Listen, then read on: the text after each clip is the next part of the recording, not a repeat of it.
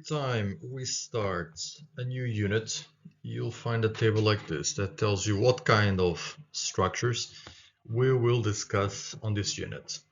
Here we have the word tópicos. Can you guess what does it mean? You probably can guess that it means topics. And then we have this, identificação e dados pessoais. So identificação e dados pessoais, it means identification and personal data. So basically how you can say your name in Portuguese and your nationality and where do you live, that kind of information. Then we have conteúdos gramaticais, which means grammar content, and you'll find this grammar content on Unit 1. So pronomes pessoais, how do you say in the equivalents in Portuguese to words like I and you and he and she, but obviously in Portuguese. Then we have pronomes interrogativos, basically question words. How do you say who and what and which and when and how many, these kind of words. And then we have pronomes reflexos. This is something that it belongs to a big topic called reflexive verbs.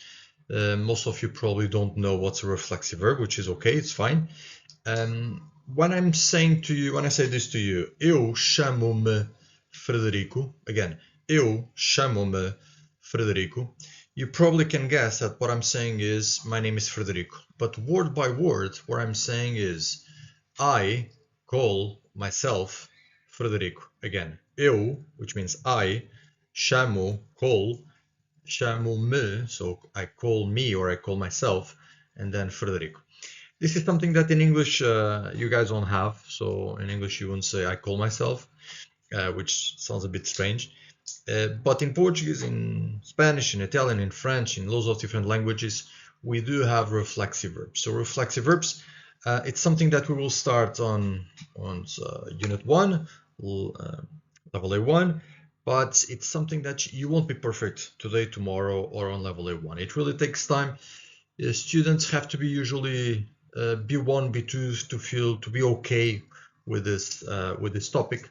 So today, or for on this level or on this unit, I just want you to know that we have this topic. So, and once again, reflexive verbs, when I say to you eu chamo-me Frederico, I'm saying I call myself Frederico, and what I'm saying is I'm using the reflexive verb to describe an action that I'm doing to myself. Okay, so that's how we use reflexive verbs. Like I wash myself, I call myself, I get up myself. So it's an action that I'm doing to myself. Or I could say you call yourself, you wash yourself, you get up yourself.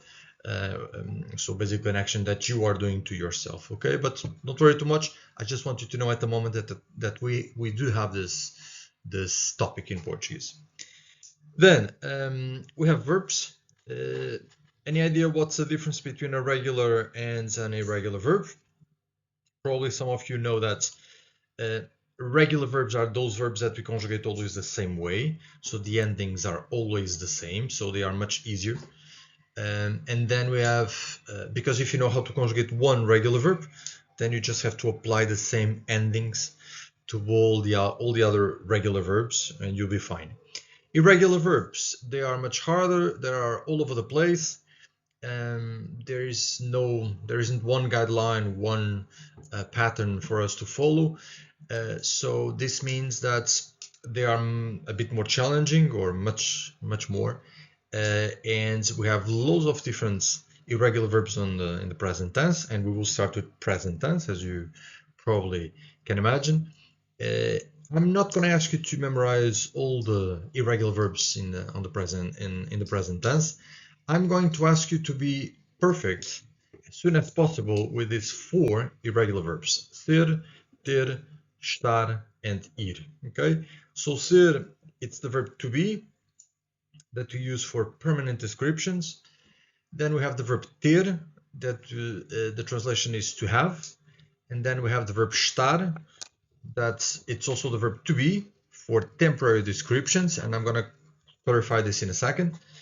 And then we have the verb ir, and ir means to go. Okay, so now the difference between the verb ser and estar.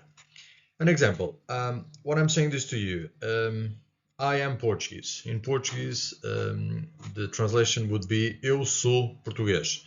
This is a permanent description, okay? I'm Portuguese, I'm going to be Portuguese for the rest of my life. If you start thinking too much how you can change your nationality, just don't do that, just keep it simple.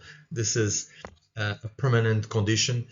So we would use the verb ser we use the verb ser for this kind of sentences.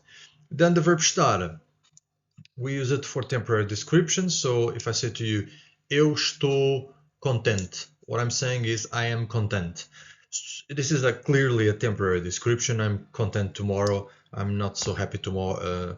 I'm content today. So this is a temporary description, but tomorrow maybe I'm sad, so I'm not so happy tomorrow. So this is something that changes. So we use the verb estar for this. And then the verb ir. Ir is to go. It's absolutely crucial. We use it for the future. So you have to be okay. You have to be perfect with these 4 irregular verbs as soon as possible. Okay. If in a few lessons you're still struggling with it, you have to fix that. Otherwise, you will not progress with your Portuguese. And then we have regular verbs that end with an A and an R. We will discuss them also on Unit 1. We have the alfabeto, and we have números cardinais e números ordinais. So cardinal numbers and ordinal numbers. You're probably asking yourself, oh, what's that? Cardinal numbers, ordinal numbers. Very easy. Cardinal numbers is like 1, 2, 3, 4, 5, 6, 7. And ordinal numbers is like first, second, third, fourth, and so on.